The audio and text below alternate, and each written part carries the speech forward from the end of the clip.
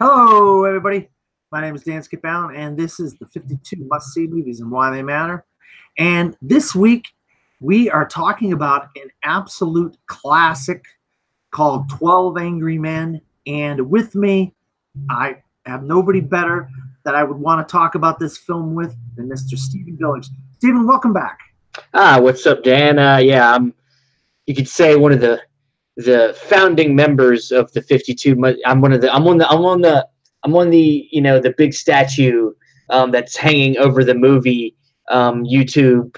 I don't even know what you want to call it, but we're there. Yeah, me, Andrew, and you, season one, and you've had a group of other guys helping you with season two. I've watched some of them episodes; they're great. Another good batch of movies, and now we're on to a film I really love. 12 Angry Men from a director I really love, Sidney Lumet. So yeah, excited to talk about it.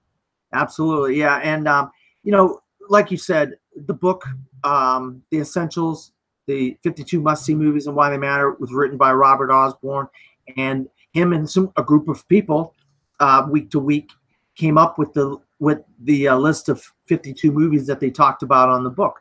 But I decided, you know what? There's more than just 52 movies that are great and must-see movies, and so myself and my friends, we nominated a bunch of films and we narrowed it down to, you guessed it, 52.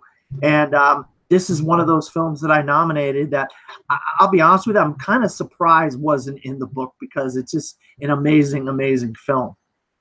Yeah, it's not only you know it's not only a great Sidney Lumet. I mean, this was Sidney Lumet's debut feature film. I mean, he'd done some TV, but this is one of the greatest debuts ever. And I think what you have to give this movie the most credit for is it's a film that is totally engrossing, but it takes place in one location, essentially. So it takes a master, even at that time, somebody that was just getting started in feature filmmaking, to be able to keep your attention for an hour and a half in one room, just literally conversations. And that's how good this movie is. It really, I mean, you hit the nail on the head right there. That is essentially what this film really is. And if that didn't work, this film would have died a slow death. But guess what? It works. And one of the reasons why it works is it has an amazing cast. The jurors are, I mean, it's incredible who these jurors are. And maybe some of the people won't know some of these names, but I'm going to go juror number one, Martin Balsam, big TV guy. He's been all over the place over the years. Juror number two, John Fiedler. Juror number three, Lee J. Cobb. If you've seen the movie On the Waterfront, you know of Lee J. Cobb. If you haven't, I definitely recommend seeing both of these. And On the Waterfront was talked about in the very first season of the 52 must-see movies and why they matter. And Lee J. Cobb plays a very similar character, except in that he's like a boss. He's like a boss of some docks, a dock boss or whatever you want to call it. E.G. Marshall, another great character actor. Jack Klugman, a TV guy. He's been all over the place. If you watch sitcoms in the 70s and so forth, you probably heard of Jack Klugman. Edward Binns now was in the teleplay of 12 Angry Men, and they liked him enough to bring him back for this big screen version of 12 Angry Men. Jack Warden, another TV guy. You see him all over. He was in some sitcoms in the 60s and 70s, but he's a major character actor that's been around a long time if you look up Jack Warden. Juror number 8 is basically the star of the film, and he is one of the greatest actors of all time, and he has a great lineage as well. Some children that turn out to be great actors and actresses. Henry Fonda, juror number 8. Joseph Sweeney, another one that was in the teleplay, and they liked him so much that they brought him back for this version. Ed Begley, the name Begley probably sounds familiar too. Well, his son, Ed Begley Jr., is a major actor. He's been in all kinds of different things. Well, his father was an actor too, obviously. George Boscovich. Before this film, I hadn't seen George Boscovich in anything. And since this film, I have. And guess what? Instead of playing a jury member, he plays a lawyer in The Spy Who Came In From the Cold. So he's played on both sides of this. So he's got that experience, George Boscovich. And number 12 is Robert Weber. And so these are your 12 jurymen. What's the title of the film? Is 12 Angry Men. And so that lends you into saying, okay, now I understand. 12 Angry Men is the 12 men in the jury room. So what do you got to say about the cast in some of these names? Do they ring a bell with you? Yeah, a few of the names. Oh, we got an echo. A few of these names definitely, obviously, Henry Fonda is fantastic. And yeah, it was Ed Begley Jr. Ed Begley. I definitely know the son's name, but wasn't familiar other than this film with his father. And yeah, I mean, the guy that was juror number 7, I think. Warden. Yeah, I've seen him in a bunch of stuff, and I think he's the guy that's the grandfather in Problem Child. I brought it up when we were talking about it before. Like he's been in some stuff I've seen, but I mean, a lot of these actors are from a different generation than me, so I'm not as good with like actors' names and stuff like that. I recognize faces, but yeah, this cast, and if it wasn't for this cast and the screenplay, which is adapted from a play, if it wasn't so good, then this film wouldn't be successful. And a lot of that, like I said, back to Sidney Lumet, part of a director's job is to direct its actors and make sure that it goes down right, and he gives them what they need to be able to do what they got to do. And it just, everything works here. I mean, for this to work out the way it did and be as good as it is, the director had to be on his game and knew what he was doing. And it's there's not really any. I tried to poke holes in this movie watching it again, and you can't really. There's no, like, thinking about the logic of the characters and how they bring their opinions forward as the movie goes on. I'm like, I can see why he says what he says, and everything is character driven, and it's fantastic. And you've mentioned the director Sidney Lumet, phenomenal director. The writer Reginald Rose. The music was Kenyon Hopkins, and the cinematography Horace Kaufman. And I mention these things because if the script isn't that good, these 12 men don't have anything to work with.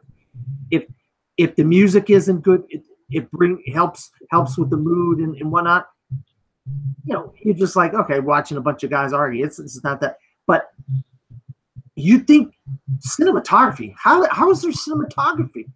Well, when you watch the movie and you see the camera movements and you see the different things, and I will talk about that as we go along, the cinematography has to be on point for the drama to come through and the dialogue to come through. So all of these men play such an important role in making 12 Angry Men such a great film.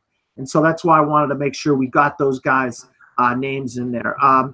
Okay, so the first thing we have is we're going to go into the jury room, and we get instructions to the jury. And it's a hot summer day, in New York City. The jurors are taking their jackets off. They're taking their shirts off. They're going to open windows. They're trying to put a fan on. It comes to find out that this is the hottest day of the summer. Now tell me, Stephen, does this really impact what goes on in your opinion? I feel it really does. Oh yeah, for a good amount. Almost everybody in the room at the beginning of the story are very much ready to just go ahead and call it a day. They most of them feel like what they've been told about the case, which is about a young kid that apparently kills his father. Now, one important thing is that originally in the play, that you didn't see the person that was being put on trial. It was left open. But in this movie, we are seeing that it is a young Latino kid. So obviously that plays a very big part in the discussion, with racial tension and all that stuff that's going on. And, also, yeah, I mean, the weather, the things being hot, it definitely played a big factor for a few of them. Specific. One guy wants to go see a baseball game. One guy, which I think that would have been Dan, I think, in the room. Dan wants to go see a Boston Red Sox game. I'm just kidding, with you. But, yeah, I mean, there's a few guys. But the thing is, I think a lot of this more or less is about the prejudices are the big thing, as we get in through the story. But definitely plays a factor partially. When you turn up the heat in the room, it makes people feel uncomfortable, makes people want to leave. Yeah. So. All right. So juror number 4, we get him. He says, I sat on many juries. That's E.G. Marshall. And then you brought it up before I could bring it up. Juror number says, we need to get this over with because I got tickets to that ball game, the Yanks in Cleveland. And then, of course, juror number 1, Martin Balsam, he decides, okay, let's do a preliminary vote. And the preliminary vote is 11-1. So, and of course, juror number 10, Ed Begley, we start seeing his motivations right off the bat. There's always one. There's always one. So discuss, what do you think about those first impressions of some of the characters? Yeah, I mean, when we find, obviously the one that's the one that declines is the Henry Fonda character, because for him, he feels like deciding this all in 5 minutes is not justice. Is that this kid this kid's on trial for his life. He deserves more than 5 minutes of not even any discussion to decide his life. So yeah. When Ed Begley's character, says, there's always one, he obviously is showing how thoughtless his process is, and I don't think it shows his prejudice very much yet, but we get more of his prejudice later. With juror number 4, is that Lee Cobb's character? Juror number 3. Juror number 3. Yeah. He very much comes out of the gate kind of acting like he is the elder statesman, that he knows what he's talking about.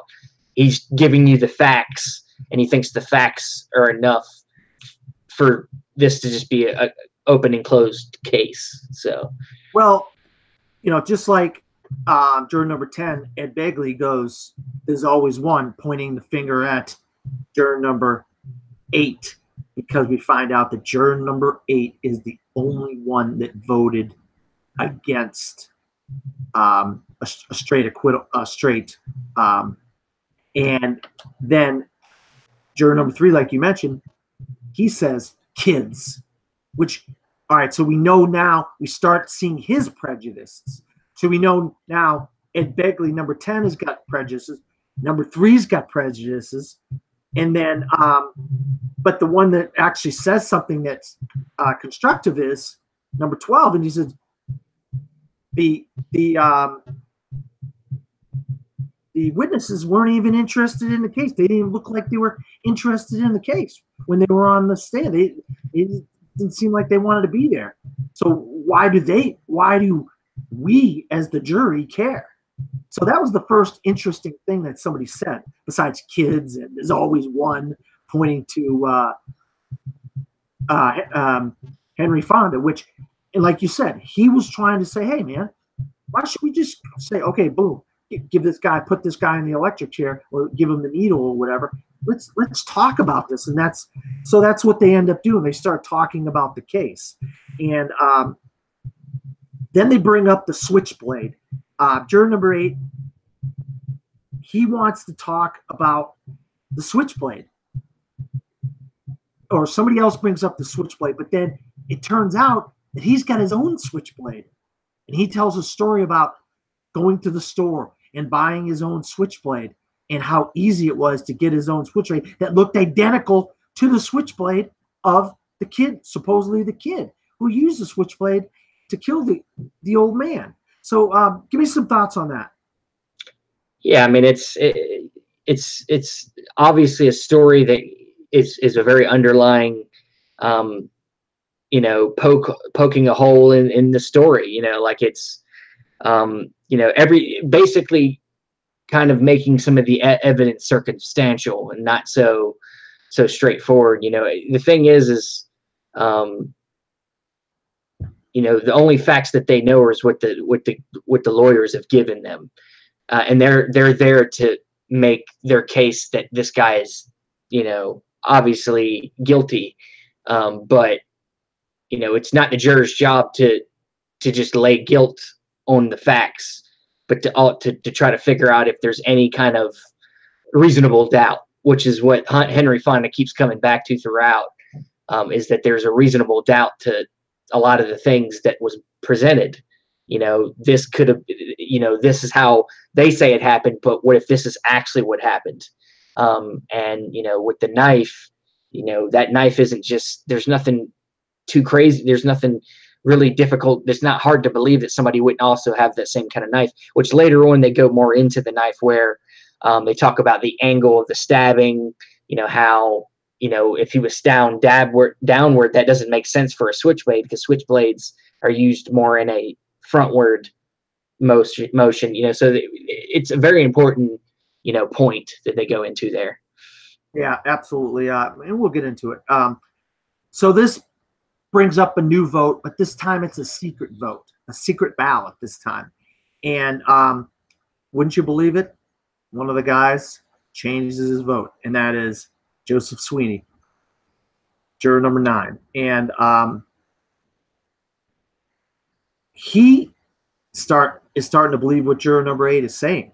You know what I mean? And then, well, he's also with him that he says that he feels like he's the only one here that's trying to making a stand against 11 other people is admirable, and that he wanted to hear more. He wasn't completely convinced, just like Henry Fonda says, I don't know if he's guilty or not guilty, but I think it's warranted to talk about. We shouldn't just say, let's just make him guilty. I don't know if he's guilty or not. I don't, he could be not be, but I want to talk about it. Let's talk about it. It's what we're supposed to be here for. And so once again, to prolong the discussion, juror number 9, I think, decides that he's right. We need to talk about this more. Yeah. And so he starts discussing it, and juror number 7 talks over him. He interrupts him and says, stop wasting our time here. And of course, that's when other people start stepping in and said, hey, let the man speak. Let that man speak about what he has to say. And so this is when we start getting really some arguments back and forth in the room, except a couple guys really don't care. They don't even want to be there. And they're playing tic-tac-toe. I mean, are you kidding me? A man's life is on the line here, and you're playing tic-tac-toe. I mean, a couple of the people are pretty upset about that. Yeah, I mean, it's once again very subtle character things. The fact that they don't care that much is partially because they can't really, in the sense of, the person that's on trial and themselves, if we're talking about juror number 12, who apparently is an advertising guy, he obviously probably is pretty well off. He's probably upper class. He doesn't really know what it means to be poor, or means to be, which we get into a little bit with another juror who talks about also being from the slums, just like the person on trial, and knows how it is to be poor. And the people that are richer in the room don't seem to feel like they have as much in stake with the discussion. They don't care as much because they don't know what it means to be that low. Yeah. And so then we start talking about things, and when juror number 8 starts explaining some things to the guys, we get another vote, and we get another changed vote, and now the vote is 9-3, and so all this stuff starts happening, and they start talking about the room and how long it takes for the old man to get to the door, and did the old lady see what she thought she saw through the train tracks, and all this stuff. And this is when, and all the props of, the prop of the room got brought in. They brought in the prop of the room. They started measuring, they started walking it off and so forth. And it was definitely in question once they started walking and talking about it. And then once they started looking at the old lady and seeing her, and that she needs glasses, and then how could she see this far through the train tracks and all this stuff. And so more and more people start changing their vote. And then we get an 8-4 vote by this time of guilty and 4 not guilty.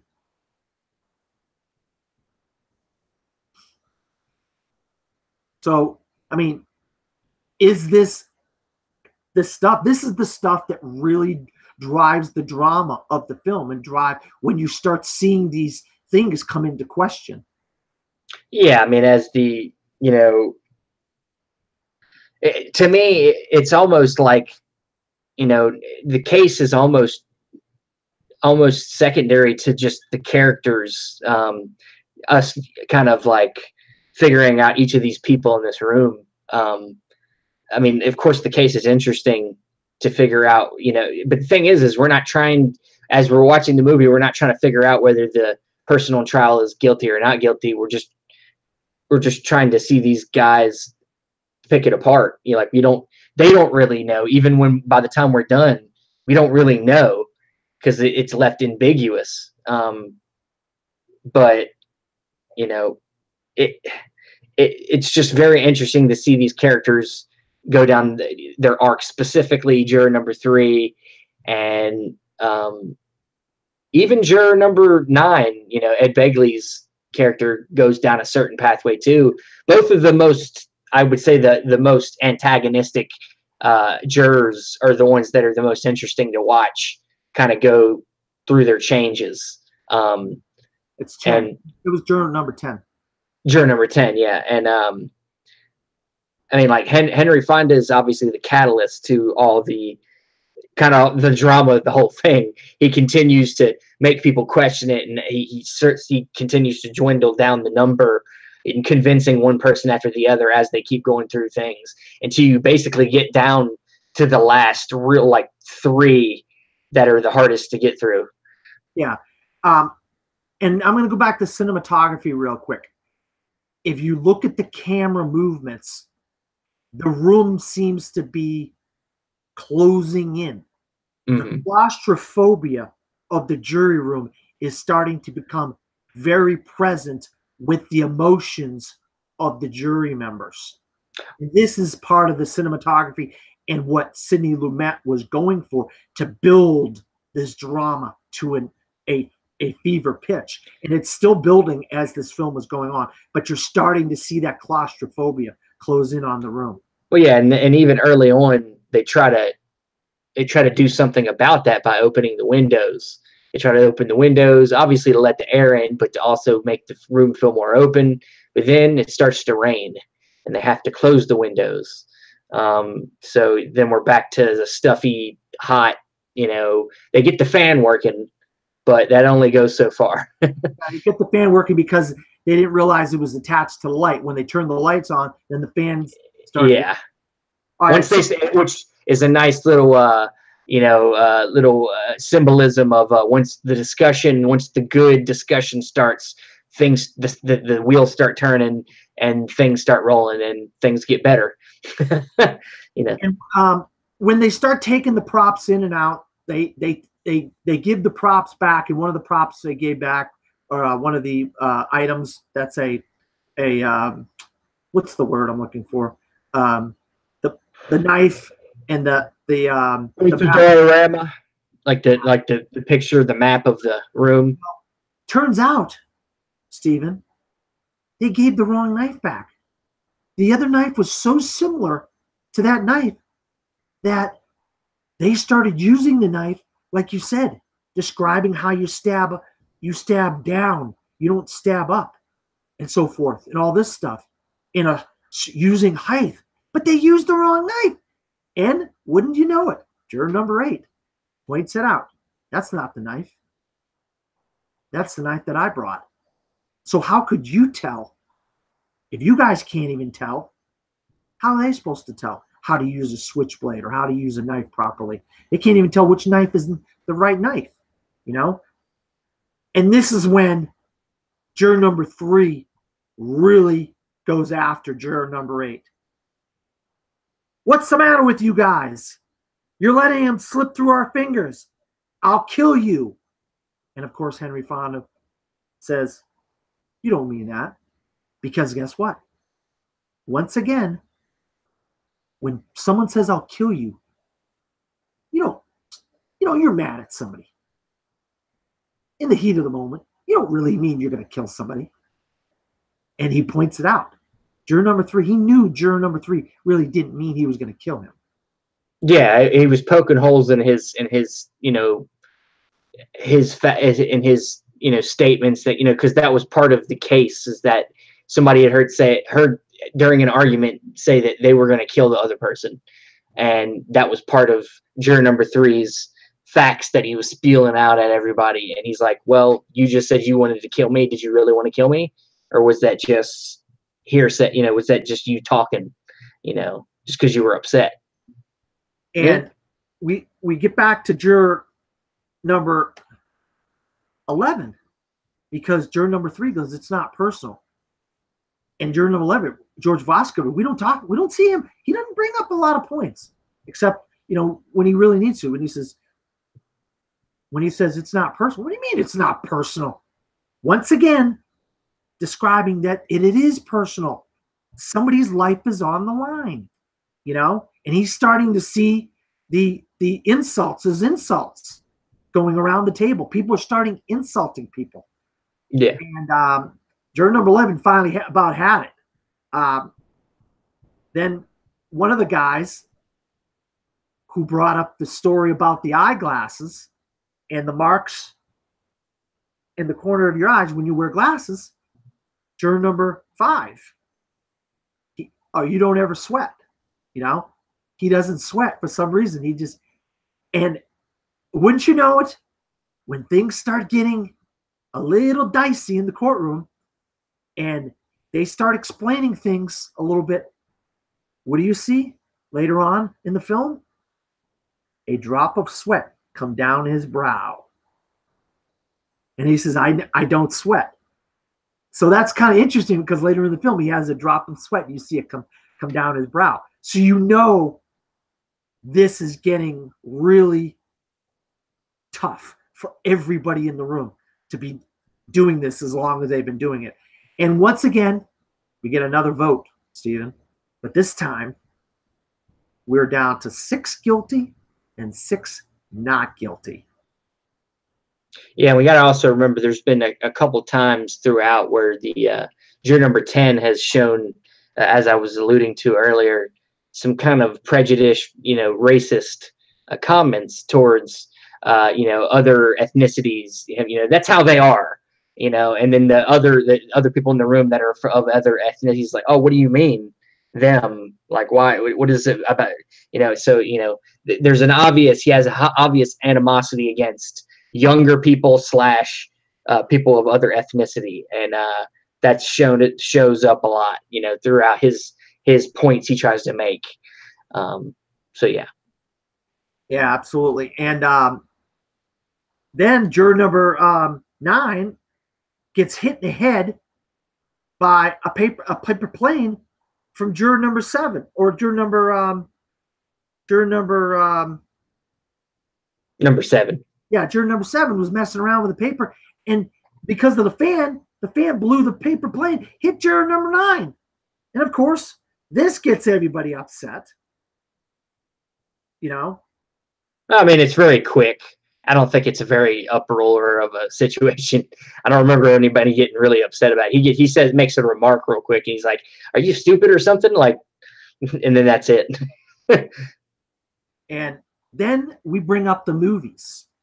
Now, you and I, okay, we could probably tell you what movies we saw on what days and at what times. But back in the day, you know, you got a matinee and you got a second movie, and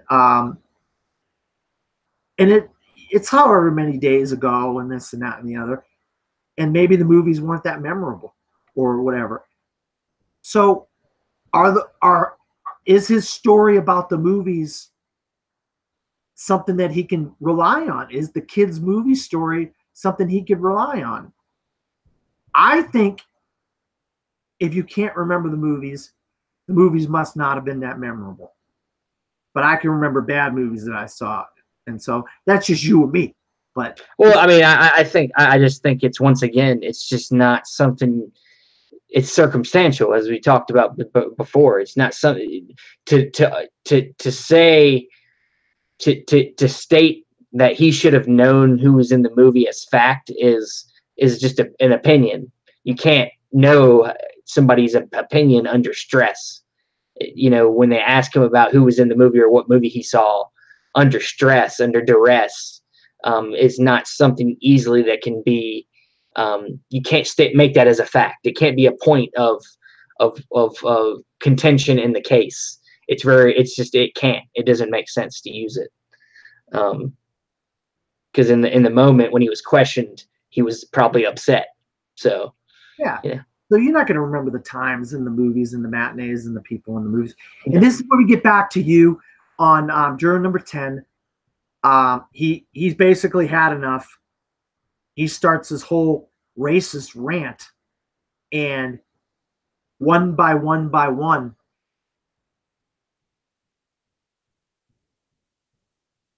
great. He's isolated. Even though they're all in the room, they all turn in the opposite direction. And he's pretty racist. He uses the terms them and stuff like that. You can't let them get away with it.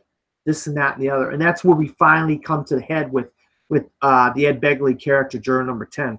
And this is where a guy who pretty much was staunch, he's guilty, except for the thing with the eyes.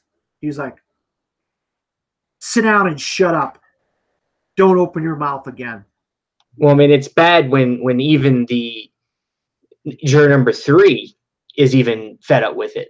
You know, he even gets up, you know, and the whole, you know, like you said, almost the whole room gets up, and basically they're letting him know that they're done listening to his spiel. You know, like they don't want to hear anything else from him. And so the rest of the movie, he sits over in a separate table away from the group and just kind of sits there and listens and doesn't say anything else. And yeah, and like I said, even juror 3, who is the other kind of main antagonist of the story, when he's annoyed by what you're saying, that tells you something. It really does tell you something. And so then we get another vote, and would you believe it? It's 11-1 for not guilty. And there's only now the table is turned. We only have one person that is voting guilty, and it's juror number 3. This is like the Red Sox comeback, man. You know. Hey, I've been a part of a lot of Red Sox games where we didn't come back, and I cried myself to sleep a couple times. And that's camper. That's sad. So he has to explain why the kid is guilty. Juror number 8 says, "Okay, explain again to us why you believe the kid is guilty." And then this is when we find out his prejudices and his reasons. Rotten kids, you work your whole life, and then he realizes what he was saying and why he was thinking, because he has a kid who he gave him a good life supposedly, and he kind of treated his father bad and doesn't appreciate his father. And so this is what's going on with juror number 3 is he thinks kids are all bad and that none of them are any good because he had a problem with his own child. Yeah, he's taking his own personal experience and letting it affect his judgment in the case. And it's not how it works. I mean, you're not supposed to let your own personal, justice is supposed to be blind. It's not supposed to, and that's really why this movie is a brilliant movie, even to today's standards. I think if you remake this movie today, you obviously add jurors of color and other ethnicities in this to make it even more interesting and more appropriate to modernize it. But it still, is a really good film about talking about the class structure and like different in ageism and all that stuff when it comes to people's opinions about what's right and what's wrong through different people's eyes from different ages to different backgrounds, and it really delves into all that stuff. And that's why this movie's so brilliant. And so then he's crying when he's saying that. He's crying, and then he, in his own crying words, he goes, "Not guilty." He's like crying, and he's not guilty. And then basically, we now have a 12 vote for not guilty, and everybody starts getting up, getting their stuff, and walking out of the courtroom. And there's only 2 people left in the room, and that's juror number 8, Henry Fonda, and juror number 3, Lee J. Cobb. And juror number 8 helps up juror number 3 and helps and walks out into the courtroom. Then we see everybody, like you said, ambiguous ending. Everybody go out of the courtroom. And this is one of my scenes that I loved. You see everybody going off down the steps and in different directions. I really love that, except for 2 of them. And it was juror number 8 and juror number 9. And they ask each other's names, which is kind of cool. Davis and Markle. Davis is juror number 8, and Markle is juror number 9. And that's the film pretty much in a nutshell, Stephen. But what we always do in the 52 must-see movies and why they matter, somebody actually jumped the gun on the last one.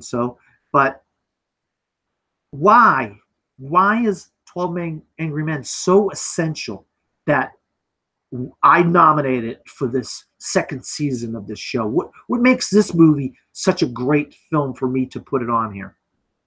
It just really, I think, well, first of all, like I said at the beginning, it really is a demonstration of fantastic writing, fantastic acting, where when you have to confine your story to one location, it's like that takes a really great filmmaker to do that.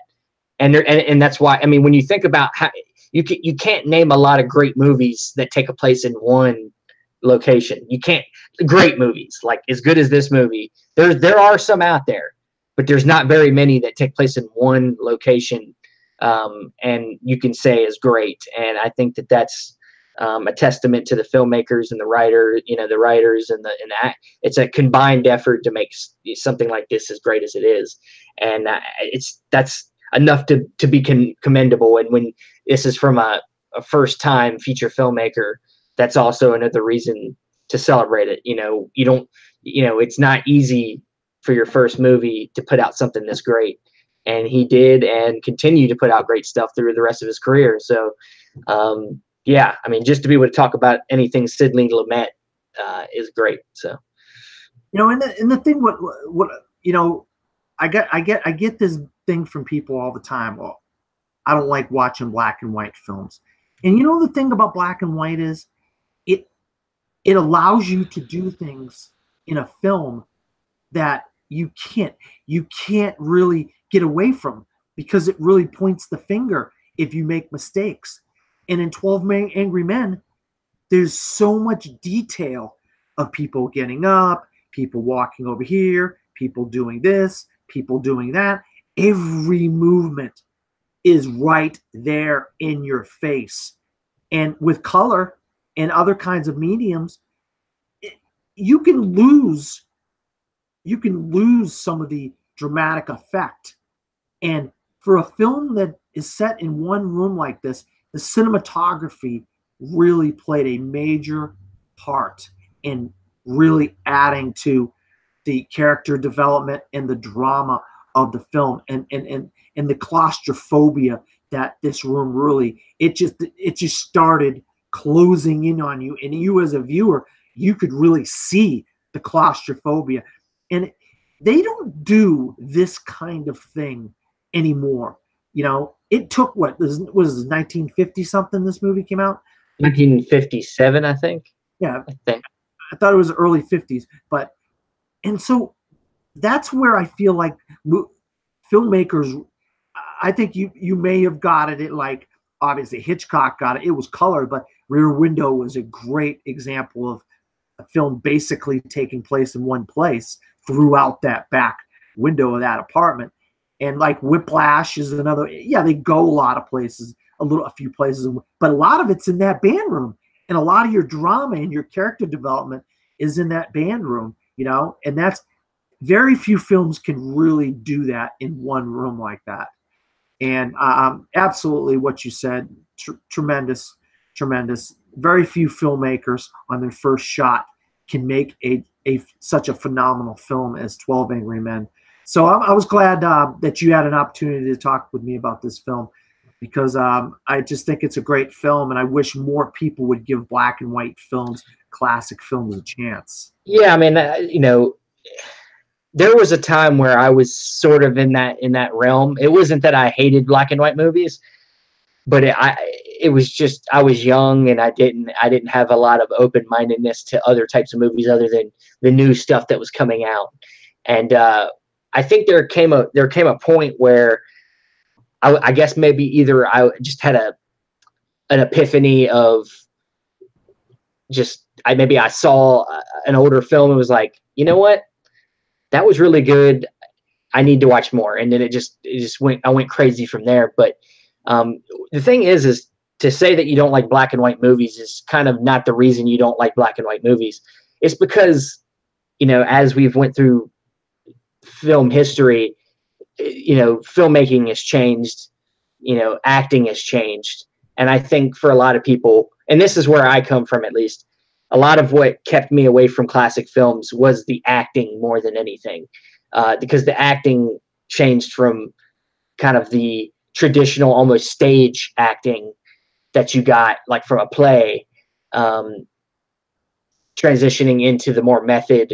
The stuff when you started getting into the Brando era, you started to see a little bit more naturalistic, you know, realistic acting that created more, I would say, more emotion, more of a raw feel. And that's the stuff that I could connect with more.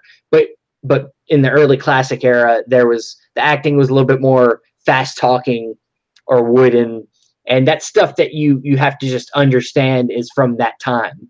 And you either accept it or you don't. But there's other great things about these classic films that you can take away from it, even if you don't love the acting, whether it's the cinematography or the direction or anything like that. You know, the writing. I mean, you can not like one thing about some classic films or some foreign films, but there's something totally else that either this movie's an influence to something you love in modern day or whatever it is. You know, Seven Samurai is the best example. Seven Samurai has influenced a bunch of movies. And you might not love that movie, but you have to give it its credit, and you should probably at least watch it before you say you don't like it or you do like it. So, absolutely. I mean, you and Andrew have really put me on to foreign film, and I made a New Year's resolution this year that really make an effort to see more foreign films and documentaries. I've seen a lot of documentaries this year, and I just haven't seen a lot of foreign films because there hasn't been a lot out that I could see. You know, I'm the same. Look, documentaries is a big hole for me, and it's not because I don't like them, but a lot of them are time consuming. Documentaries can be very long, and I'm more into the the narrative, a story with, fiction or nonfiction kind of stuff like that. That's just my kind of expert. That's something I love. But,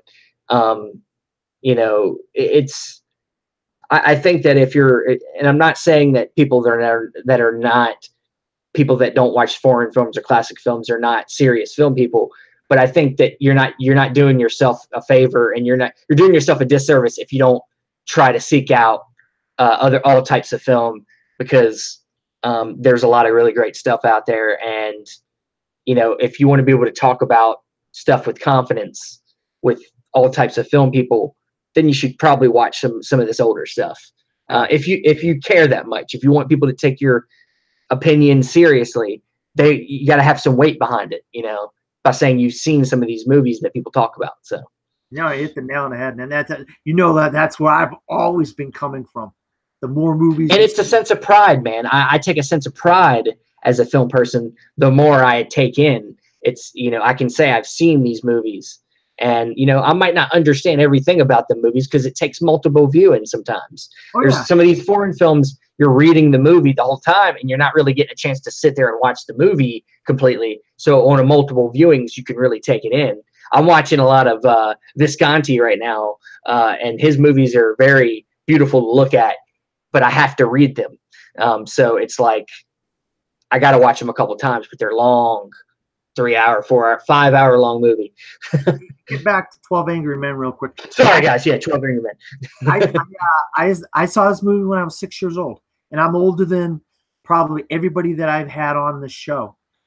And but that's when I really had a drive to see classic films, monster movies, all kinds of things, westerns, And if I was 6 years old, it just kind of baffles me that people can have that much of a closed mindedness not to just see more films. And 12 Angry Men, I feel like 12 Angry Men is one of the greatest films of all time.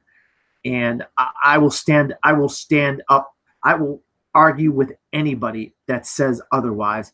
And I know you have a great appreciation for this film as much as I do. So, Stephen, thank you for being on once again. Where can you be found?